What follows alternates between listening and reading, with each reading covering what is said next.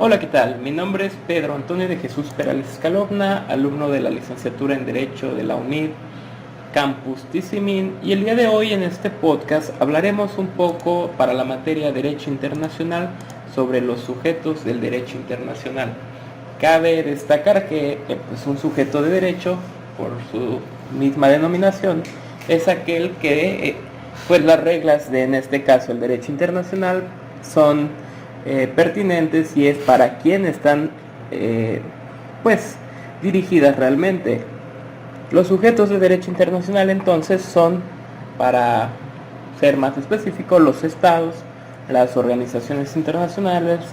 la comunidad beligerante, los movimientos de liberación nacional y el individuo, es decir, la persona física, como sujeto pasivo del derecho internacional, es decir, que recibe de él derechos y obligaciones. Los sujetos en sí son las entidades con derecho y obligaciones impuestas por el derecho internacional. Para la concepción clásica, los estados son los sujetos plenos del ordenamiento internacional, sin que puedan existir otros sujetos que no sean estados.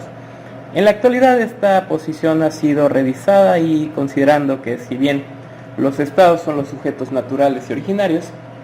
existen a su lado otros sujetos derivados o secundarios, por lo que la naturaleza jurídica es lo más importante del derecho internacional público. Conforme a la teoría general del derecho, los titulares de derecho y obligaciones se les denomina sujetos de derecho. Ante la ausencia de un poder de imperio legislativo en las relaciones internacionales o en las sociedades internacionales, las normas jurídicas son creadas por los mismos sujetos de derecho internacional ante todo, y los estados mediante convenciones internacionales, sean generales o particulares, que establecen reglas expresamente reconocidas por los mismos o por la costumbre internacional como prueba de una práctica generalmente aceptada como derecho. Volviendo un poco a teoría del derecho, teoría del Estado, el Estado tiene una personalidad jurídica natural y originaria, no obstante algunas teorías han intentado negar su personería. El sujeto principalmente dicho del orden jurídico internacional es el Estado, definido en la Convención Panamericana de Montevideo de 1933 por 4 elementos: el clásico población, territorio, gobierno y la capacidad de entrar en relaciones con otros estados. Ahora bien, el primer sujeto es el Estado y el segundo, que se encuentra ya en el ámbito clásico, es la comunidad beligerante. Para que una comunidad sea reconocida, en este caso una comunidad beligerante sea reconocida como sujeto de derecho internacional público, de acuerdo a las normas internacionales, debe reunir los siguientes requisitos. En primer lugar, que el movimiento beligerante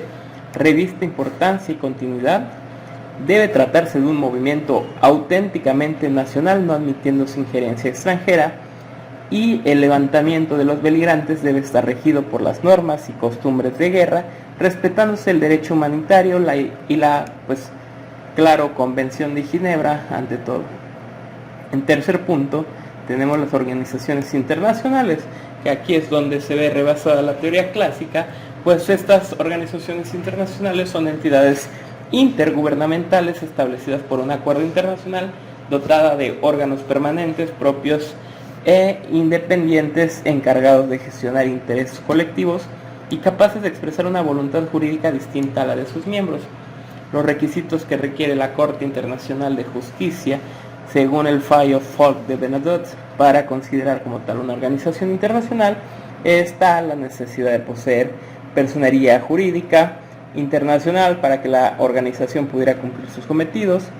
la existencia de órganos que se les ha encomendado el cumplimiento de tareas específicas, la existencia de la obligación de los miembros con respecto a la organización, la posesión y capacidad jurídica, privilegios e inmunidades del territorio de sus miembros y la posibilidad de que las organizaciones celebren acuerdos con sus miembros. Para finalizar, podemos retomar un poco de lo establecido en la plataforma y poder subdividir y dividir a los sujetos de derecho en dos esferas: el sujeto típico y el sujeto atípico, que como la teoría clásica lo señala, el típico por excelencia va a ser el Estado y el atípico van a ser pues los demás que aquí en este podcast se denominaron. Agradeciendo su atención, muchas gracias. En la actualidad esta posición ha sido revisada y considerando que si bien los estados son los sujetos naturales y originarios, existen a su lado otros sujetos derivados o secundarios, por lo que la naturaleza jurídica es lo más importante del derecho internacional público. Conforme a la teoría general del derecho, los titulares de derecho y obligaciones se les denomina sujetos de derecho. Ante la ausencia de un poder de imperio legislativo en las relaciones internacionales o en las sociedades internacionales, las normas jurídicas son creadas por los mismos sujetos de derecho internacional ante todo,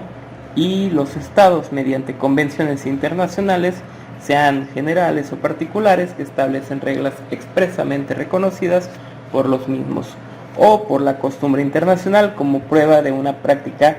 generalmente aceptada como derecho. Volviendo un poco a teoría del derecho, teoría del Estado, el Estado tiene una personalidad jurídica natural y originaria, no obstante algunas teorías han intentado negar su personería. El sujeto principalmente dicho del orden jurídico internacional es el Estado, definido en la Convención Panamericana de Montevideo de 1933 por 4 elementos: el clásico población, territorio, gobierno y la capacidad de entrar en relaciones con otros estados. Ahora bien, el primer sujeto es el Estado y el segundo, que se encuentra ya en el ámbito clásico, es la comunidad beligerante. Para que una comunidad sea reconocida, en este caso una comunidad beligerante sea reconocida como sujeto de derecho internacional público, de acuerdo a las normas internacionales, debe reunir los siguientes requisitos. En primer lugar, que el movimiento beligerante reviste importancia y continuidad. Debe tratarse de un movimiento auténticamente nacional, no admitiéndose injerencia extranjera, y el levantamiento de los beligerantes debe estar regido por las normas y costumbres de guerra, respetándose el derecho humanitario y la Convención de Ginebra ante todo. En tercer punto, tenemos las organizaciones internacionales, que aquí es donde se ve rebasada la teoría clásica, pues estas organizaciones internacionales son entidades intergubernamentales establecidas por un acuerdo internacional, dotada de órganos permanentes propios e independientes, encargados de gestionar intereses colectivos y capaces de expresar una voluntad jurídica distinta